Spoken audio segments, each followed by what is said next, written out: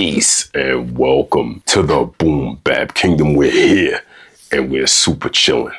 And I hope you guys are chilling too. I know a lot of people are speculating YouTubers may be thinking Akai and Music may acquire Native Instruments.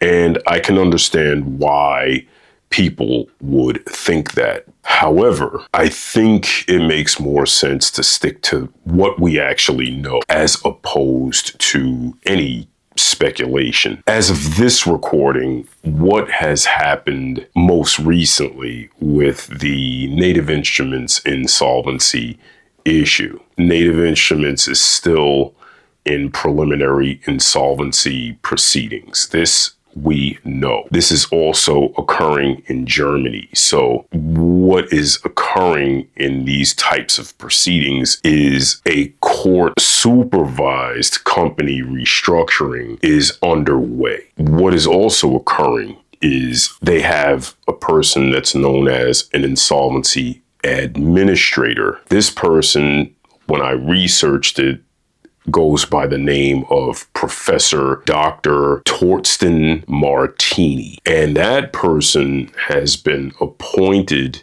to oversee the situation and look into options, which could be restructuring the business all the way up to potentially selling assets. So the CEO of Native Instruments, Nick Williams, made a public announcement.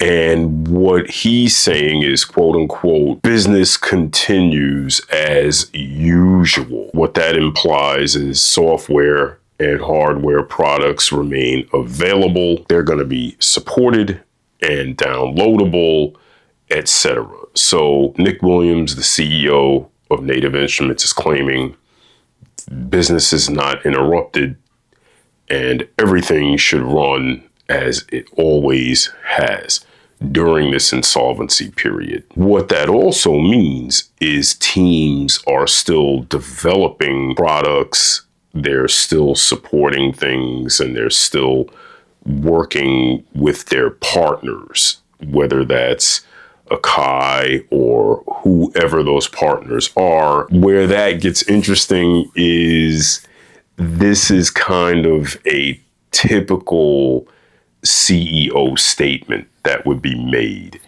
in an insolvency situation. So when a company files for insolvency, which is very similar to Chapter 11 bankruptcy in the US, the preliminary proceedings in Germany don't automatically mean liquidation. So that's very important to understand. It's not an automatic, hey, they're in preliminary insolvency, we're selling all our assets. That's not what that means. It's more like a court supervised assessment and restructuring of the company is going to occur.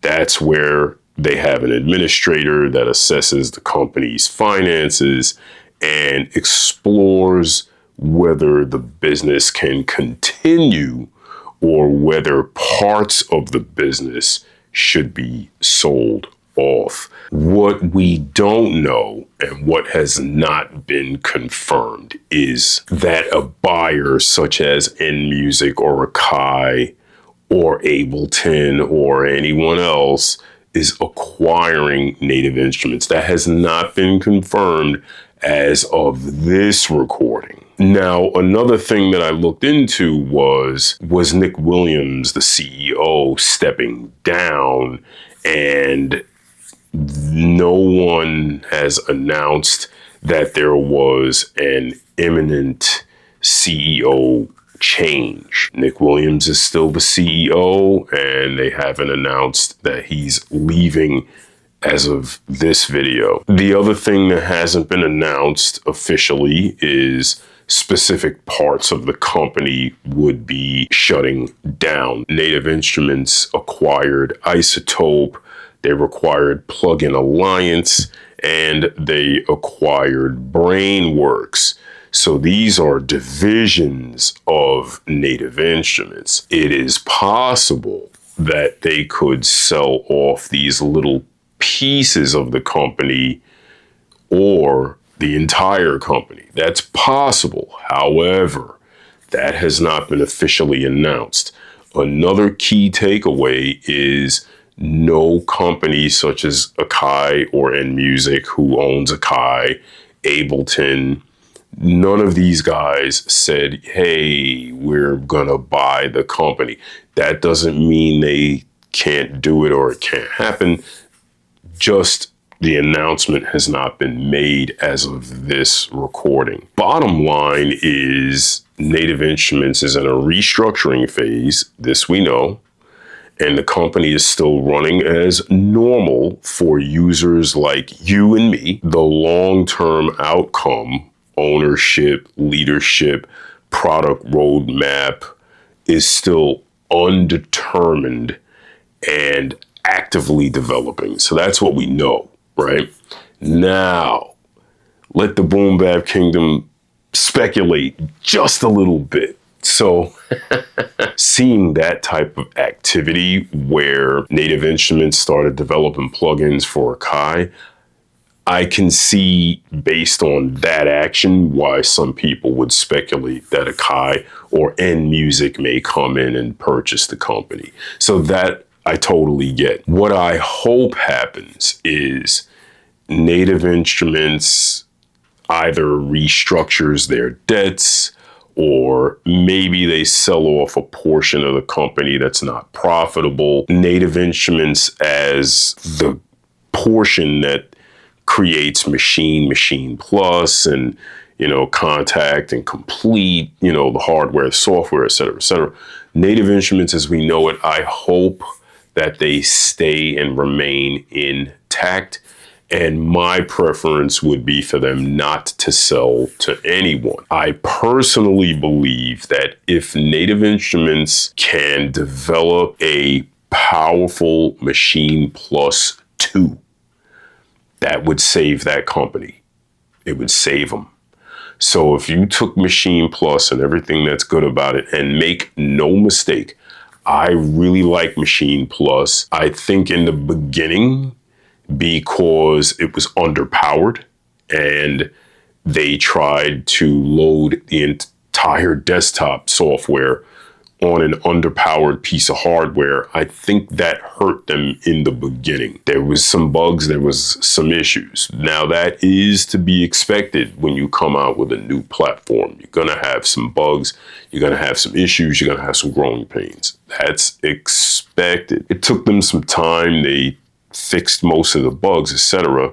What hurt them is not adding features that were becoming commonplace in their competitors' samplers and software. That hurt them. And I think the reason why they didn't add a lot of those features is because the Maschine Plus was underpowered. It has an Intel Atom CPU.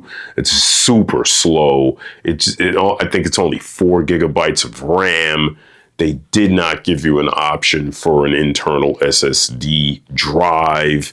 So there were things that made it underpowered and a little less desirable than some other units. But there were a lot of things that was great about it. The ADDA converters are amazing. The sample engine is amazing. The pads are amazing. So they did some amazing things. So if I were Native Instruments, I would take everything that's amazing. I would put a CPU in there, a beast of a CPU, give it 8 gigabytes of RAM minimum, probably 12 or 16 would be better. Update the pads so you can have some form of MPE, and add a bay for an SSD drive, and you have a top 3 sampler sequencer, period. They can do it, and that would bail them out if you give all the features, the skip back, MPE, stem separation. If you put all the things in there and you beef up that hardware and you give the people what they want, Maschine 2 could be what saves Native Instruments. On the other side of that same coin, if they put the company up for sale, somebody like a Kai or Ableton will swoop in and they will snatch that company up and they will take all the technology they want and leave the rest behind. And you'll never see anything branded with Native Instruments again. I do not believe in Music or Ableton or anyone, whoever would buy it, I don't believe that they would run the two companies simultaneously. In the tech world, typically what happens is a company comes in, a larger company will come in, they acquire a smaller company, and they rebrand all of that stuff. You know, they take what they want, they buy the intellectual property that they want, right? The rest is tossed out and they rebrand it, right? And that's typically what'll happen. They'll just absorb the pieces that will help them. Tell me what you think. Do you think Native Instruments is dead? Do you think they're just going to sell it off? Do you think they're going to restructure and save themselves and get out of debt? Do you think they're going to make a super comeback? Or do you think it's a wrap? Get in those comments and let me know. And with that, I leave you with a BBK salute. Peace.